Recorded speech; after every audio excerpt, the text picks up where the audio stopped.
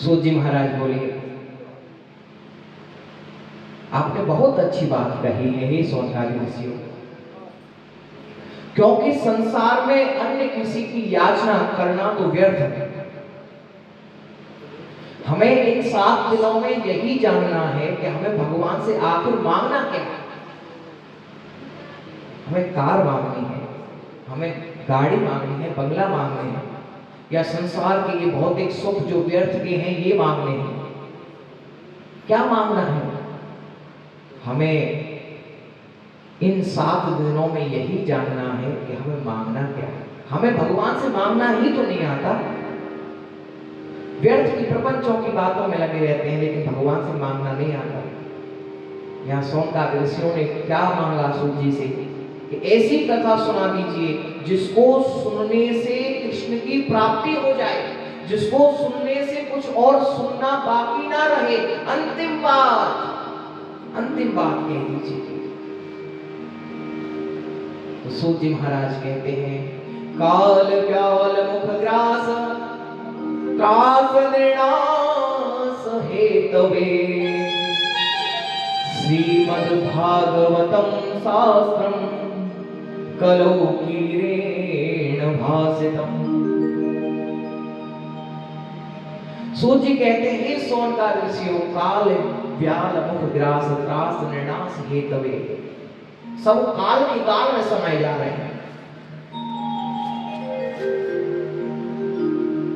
ये पृथ्वी लोक जो है, ये मृत्यु लोक जो है, एक अजगर के समान है, अपना मुख खोले हुए है, और इस अजगर के मुख में हम समस्त प्रकार के विकारों से घिरे हुए व्यर्थ की प्रपंचों की बातों में लगे रहते हैं, व्यर्थ के कार्यों में लगे रहते हैं। तो हमारा जीवन सुरक्षित कब तक?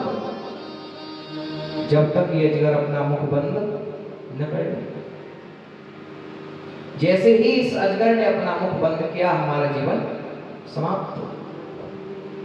तो सूत जी महाराज कहते हैं कि सब काल के काल में समाये हुए हैं, सब काल के काल में समाये जा रहे हैं।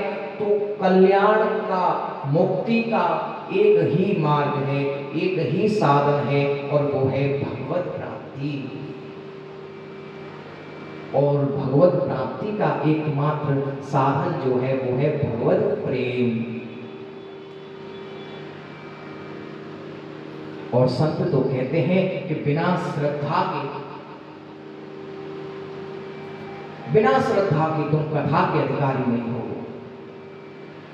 तुम कथा के अधिकारी तभी बनोगी जब कृष्ण के चरणों में तुम्हारी श्रद्धा होगी, जब भागवत जी के प्रति तुम्हारी श्रद्धा होगी, और जब वक्ता के प्रति भी तुम्हारी श्रद्धा होगी, तो तुम्हारे अंदर भागवत जी का जो कृष्ण रूपी फल है वो जागृत हो जाए। सूत जी कहते हैं, अरे एक बार तो देवता भी आए थे, जब सुखदेव जी परीक्षित को कथा सुना रहे थे।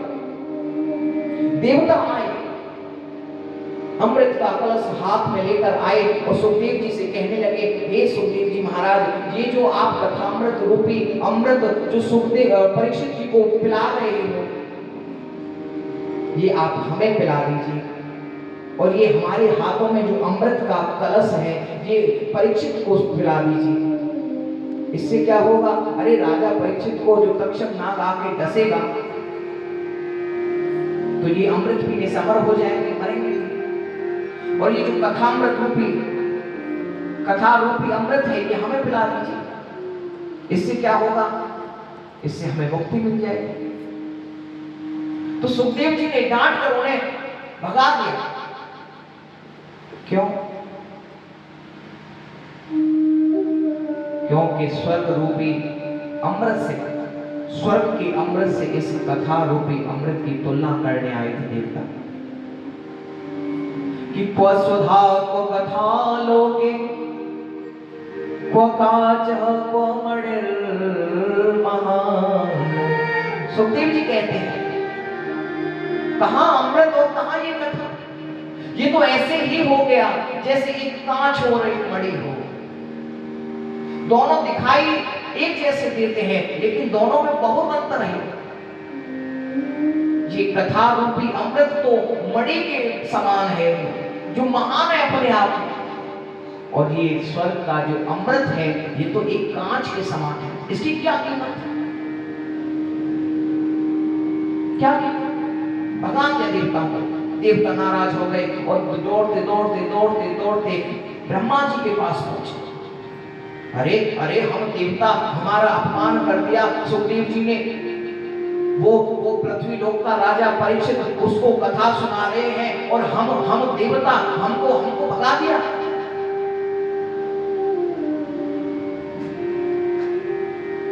ब्रह्मा जी ने कहा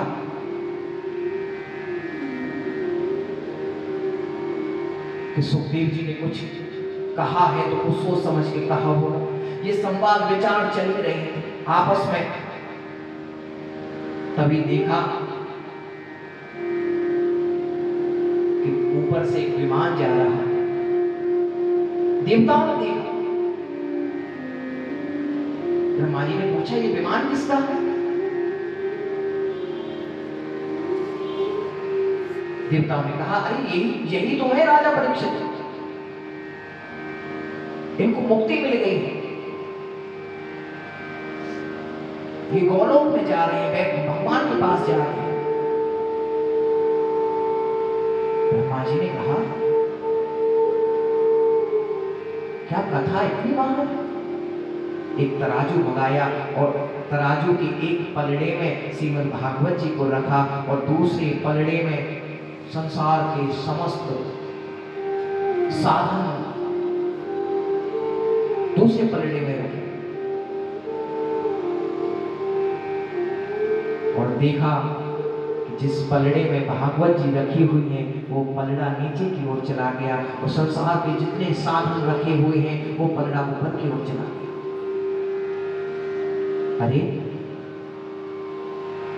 जिसमें भक्ति होगी, जिसमें प्रेम होगा, वही पलड़ा झुकेगा ना, वही पलड़ा भारी होगा। ब्रह्मा जी ने कहा, ये देवताओं, ये कोई पोथी नहीं है, ये कोई पुस्तक नहीं है, ये तो साक्षात कृष्ण है। वो संसार में सबसे बड़ा अमृत तो कथा है। तब कथामृतम तप्त जीवनम कवि भीड़ितम कल्मषापहम।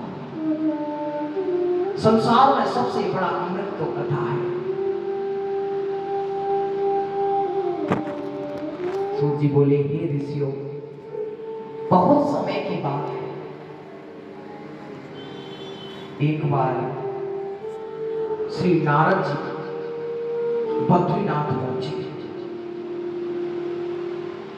एकदम हि विशालायां चत्वार ऋषियो मलाः सत्संगार्थं समायाता दद्रसुतत्र नारदम्। बद्रीनाथ में पहुंचे और देखा कि सामने से सनकादिक ऋषि आ रहे हैं। सनकादिक ऋषियों को देखकर नारद जी ने प्रणाम किया। बड़े भैया हैं और उच्च कोटि के ऋषिवर हैं। ब्रह्मा जी के सबसे पहले पुत्र सनकादिक ऋषि और 10वें पुत्र नारद जी सबसे छोटे पुत्र। प्रणाम किया सनकादिक ऋषियों को।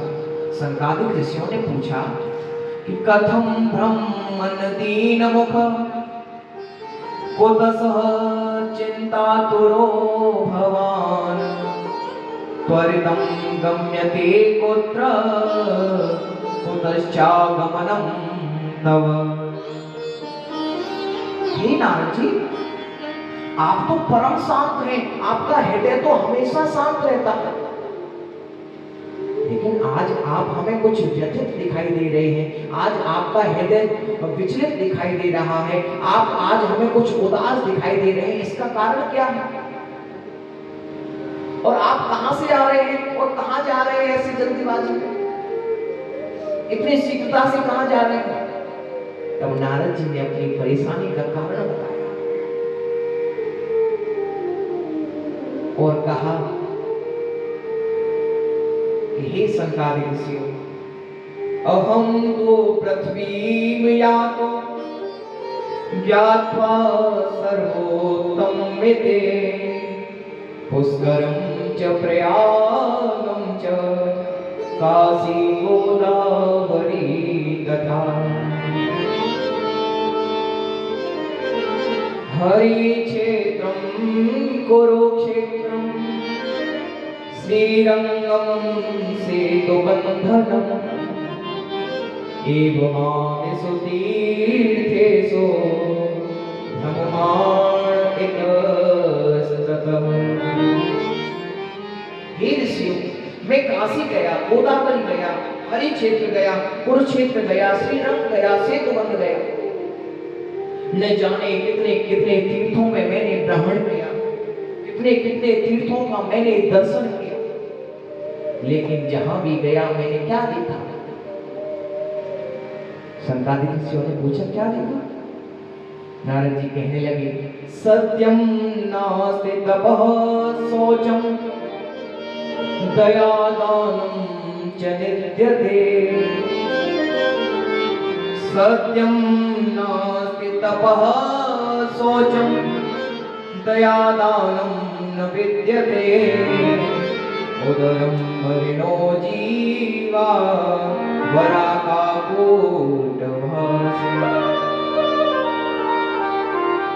मैं पृथ्वी लोक के, मृत्यु लोक के अनेकों तीर्थों पे मैंने भ्रमण किया और मैंने क्या देखा कि कोई भी कलियुगी व्यक्ति सत्य बोलने को तैयार नहीं है। लोग सत्य बोलते ही नहीं है, बात बात में झूठ, बात बात में झूठ, बात बात में असत्य। जहां झूठ की आवश्यकता है वहां भी झूठ बोल रहे हैं और जहां बिल्कुल भी आवश्यकता नहीं है वहां भी झूठ बोल रहे हैं। क्यों? क्योंकि हमें असत्य बोलते बोलते बोलते ऐसी आदत पड़ गई है कि हमारे मुख से सत्य निकलता ही नहीं है, जब देखो असत्य ही निकलता है। और जब से ये फोन चला है तब से और ज्यादा सत्य बोलने लग गए हैं।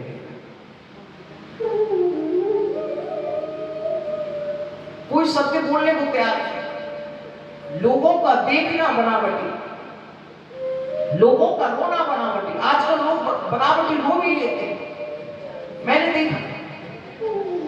सब कुछ बनावटी हो गया है।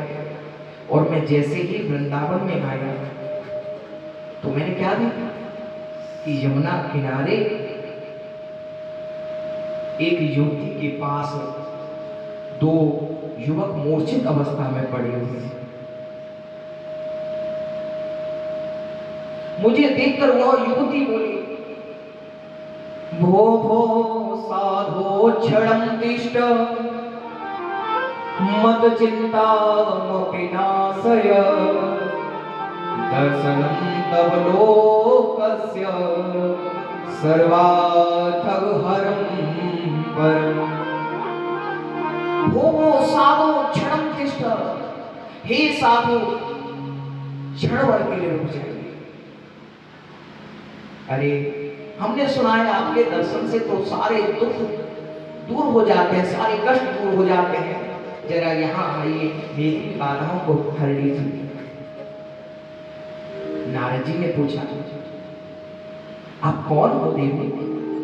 वह देवी बोली, अहम भक्तिरिति ख्याता इमौ तन्यो मतो ज्ञान वैराग्य नामानो कालयोगेन जर्जरो। अहम भक्ति रीति ख्याता, हे नारद जी मेरा नाम भक्ति है। और ये जो दो युवक मूर्छित अवस्था में आप मेरे सामने देख रहे हो ना, ये मेरे पुत्र हैं। इनका नाम है ज्ञान वैराग्य। और ये जो स्त्रियां मेरे आसपास मेरी सेवा करते हुए देख रहे हो, ये कोई और नहीं, ये गंगा आदि नदियां हैं। गंगा यमुना सरस्वती इत्यादि नदियां हैं जो मेरी सेवा कर रही हैं। जैसे ही नारद जी ने सुना कि मैं भक्ति हूं तो भक्ति महारानी को प्रणाम किया है। नारद जी ने दंडवत प्रणाम किया।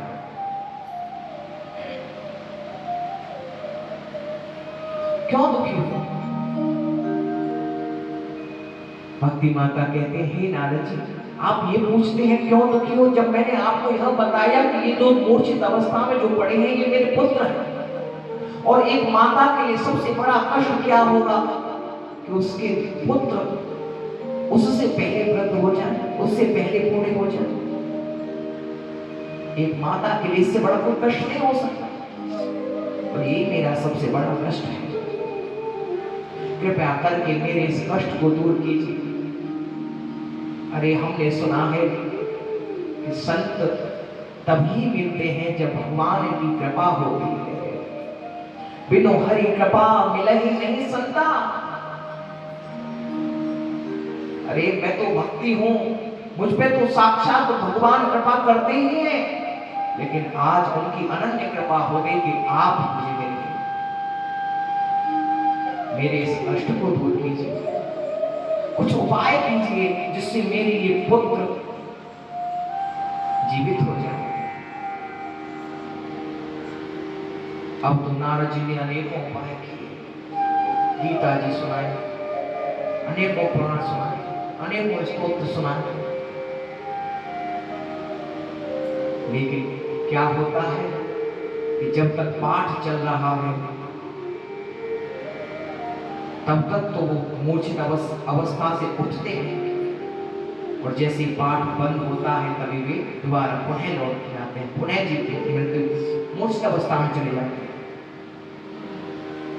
नारद जी परेशान हो गए, क्या किया?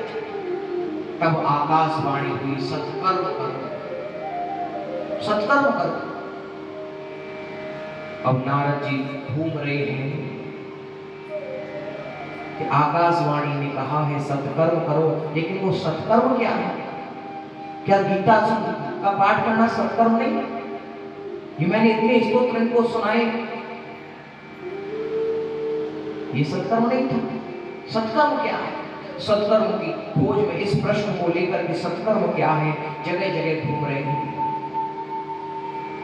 कभी किसी साधु के पास जाते हैं तो वो साधु कहता है, अरे आप तो नारद जी हो, आप तो सर्वज्ञ हो, जब आपको ही नहीं पता तो हमें क्या पता होगा। और कोई कोई उन्हें भटका देता है। हम सब सत्कर्म की खोज में निकलते हैं कि कहीं से हमें सत्संग प्राप्त हो जाए, लेकिन हमें भी भटका दिया जाता है। हमें कहां भटका दिया जाता है कि ये उपाय कर लो, इस उपाय करने से ये हो जाएगा, यहां ये करने से ये हो जाएगा। तो बेकार के उपायों में न पड़े। अभी बताया ना, कुछ भी सुन लेना श्रवण भक्ति नहीं है, केवल और केवल भगवान की कथा ही सुनना श्रवण भक्ति है। कुछ भी उलझुल बातें जो आजकल सत्संग के नाम पर की जा रही है, उनको सुन लेना श्रवण भक्ति।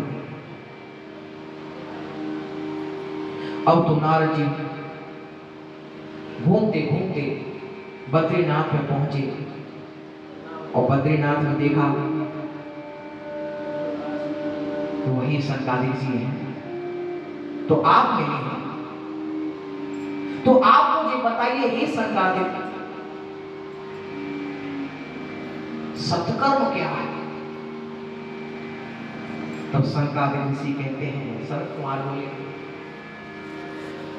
सत्कर्म सूचको नूनम ज्ञान यज्ञ स्मृति बुधै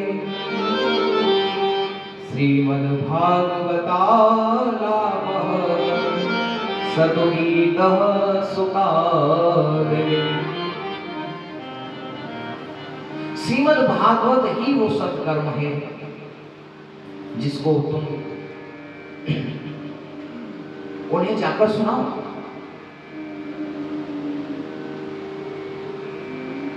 नारद जी बोले, अब मैं श्रीमद् भागवत जी का वक्ता कहां ढूंढता फिरूंगा? अरे आप हो ना, आपसे बड़ा वक्ता कौन होगा? आप ही कृपा कर दीजिए, हे ऋषिवर, आप ही श्रीमद् भागवत जी सुना दीजिए। सनकादिक ऋषि बोले, हे नारद जी, देखो वैसे तो हम किसी को कथा सुनाते नहीं हैं, लेकिन आप जैसा परीक्षित हमें अगर मिल जाए, आप जैसा श्रोता अगर हमें मिल जाए, तो हम श्रीमद् भागवत सुना देंगे। हम श्रीमद् भागवत कथा सुना दें। नारद जी बोले, हाँ आप हमें सुना दीजिए, लेकिन इन पहाड़ों में कौन तो आ पाएगा, जो बड़े बूढ़े हैं वो तो आ भी नहीं पाएंगे। तो कुछ ऐसा स्थान हमें चुनना चाहिए जहां पर आप हमें भागवत जी सुनाएं, जो सबके लिए सुगम हो, सभी आ सके हो, ऐसा स्थान। तब हरिद्वार में गंगा तट पर, आनंद नाम के तट पर नारद जी को सनकादिक ऋषि कथा सुना रहे हैं, श्रीमद् भागवत जी की कथा। नारद जी ने कहा, हे सनकादिक जी, अब जब कथा हो ही रही है तो मैं अकेले क्यों सुनूं? इस कथा का लाभ तो सबको होना चाहिए, क्यों न सबको निमंत्रण दूं? अरे सनकादिक ऋषि बोले, अरे नारद जी, इतना समय हमारे पास नहीं है, तुम कब निमंत्रण दोगे, कब वे लोग आएंगे? नारद जी बोले, हे सनकादिक जी, मैं देवलोक का अखबार हूं, निमंत्रण देना हमारी जिम्मेदारी रही। तुरंत नारद जी ने सबको निमंत्रण दे दिया। अब तो श्रीमद् भागवत जी की कथा प्रारंभ होने लगी। समस्त ऋषिगण आ गए। भृगुर वशिष्ठ च्यवनश्च गौतमो मेधातिथिर देवल देवरातो। अनेकों ऋषि आ गए। और कौन कौन आ गया? श्रीमद् भागवत जी के श्लोकों का पद में सूरदास जी ने लिखा है, हरे हरि हरि हरि सुमिरन करो, हरे हरि हरि हरि सुमिरन करो, हरि हरि हरि हरि सुमिरन करो, हरे हरि हरि हरि सुमिरन करो, हरे हरि हरि हरि सुमिरन करो, हरि चरणार बिंद उर धरो, हरि चरणार बिंद उर धरो, हरि चरणार बिंद उर धरो, हरि चरणार बिंद उर धरो, हरि हरि सुमिरन करो, हरि हरि हरि हरि सुमिरन करो। ध्यान से सुनिएगा। ओ हरि की कथा होत है जहाँ, हरि की कथा होत है जहाँ, हरि की कथा होत है जहाँ, हरि की कथा होत है जहाँ, गंगा चले आगे जहाँ, गंगा आगे जहाँ, यमुना सिंधु सरस्वती आवे, यमुना सिंधु सरस्वती आवे, ओ यमुना सिंधु सरस्वती आवे, यमुना सिंधु सरस्वती आवे। कौन आ रहा है? जब सनकादिक ऋषियों ने नारद जी को कथा सुनाना प्रारंभ की तो कौन कौन आया? ओ हरि की कथा होत है जहाँ, हरि की कथा होत है जहाँ, गंगा चले आवे जहाँ, गंगा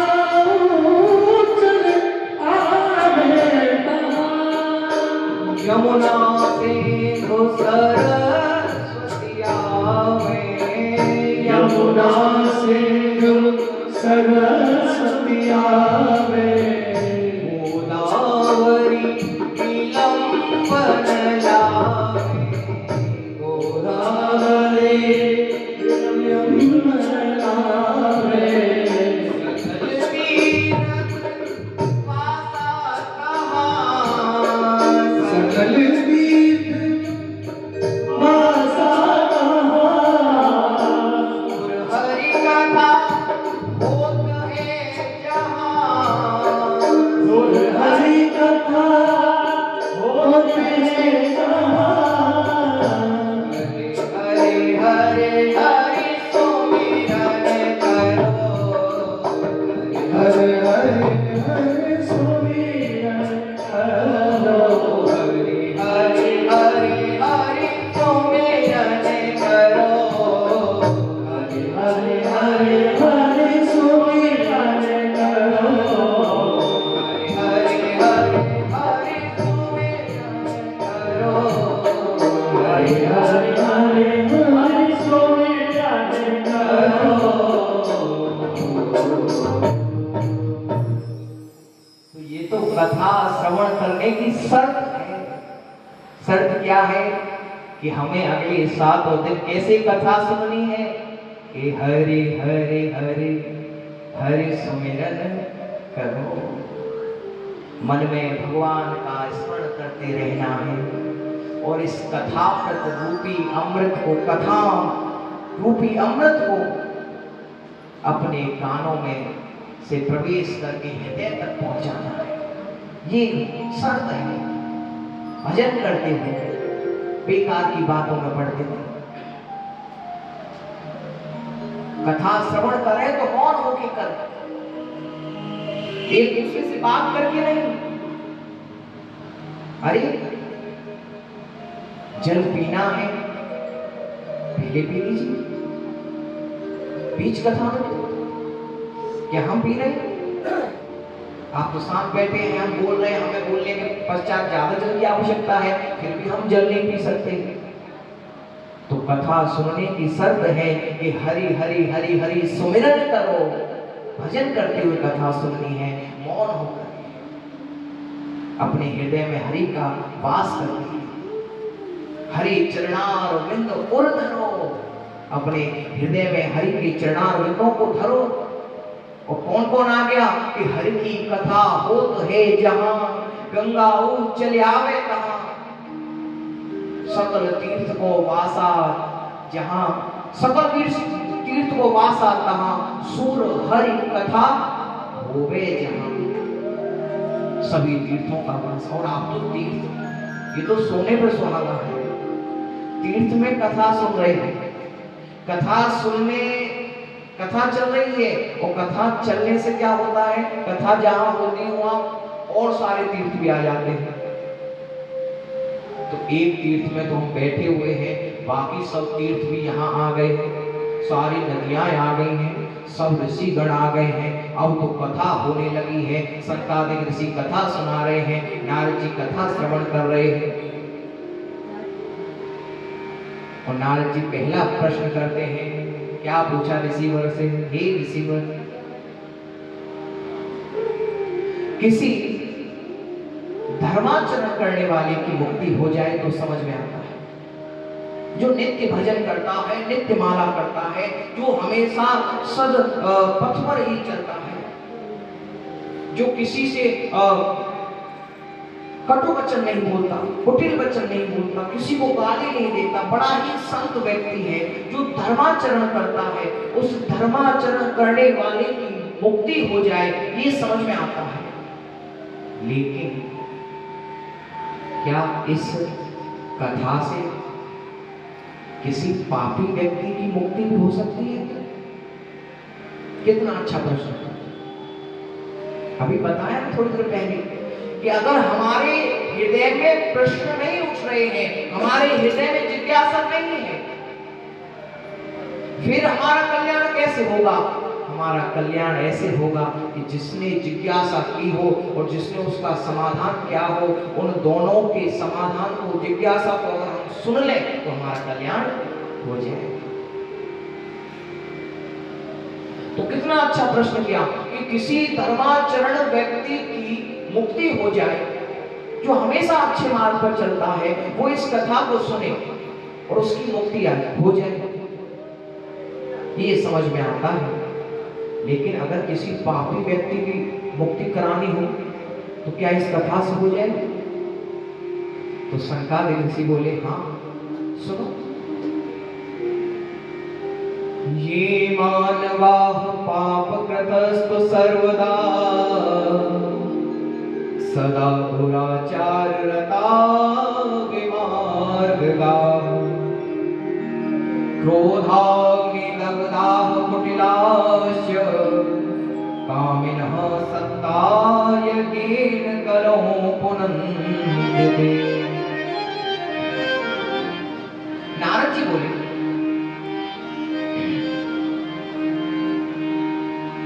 कि आपने कहा ये मानव पाप कृतस्तु सर्वदा, जो व्यक्ति हमेशा पाप में ही ग्रस्त हो, पाप में ही लगा रहा हो, जो व्यक्ति हमेशा बेईमानी में ही लगा रहा हो, उसको भी श्रीमद् भागवत जी मुक्ति प्रदान कर देती हैं। क्यों? अभी बताया, ये तो करुणामयी माँ है, पिता त्याग देता है मलमूत्र से ग्रसित पुत्र को, लेकिन ये भागवत जी स्वीकार कर लेती है, उसे साफ सुथरा करके उसे पुनः वापस कर देती है, भगवान को वापस भगवान की ओर भेज देती है। तो ये पापियों का भी कल्याण करती है। नारद जी बोले, बात कोई समझ नहीं है। तो शंकर ऋषियों ने उदाहरण देकर समझाया। क्या कहा? तुंगभद्रा तटे पूर्वम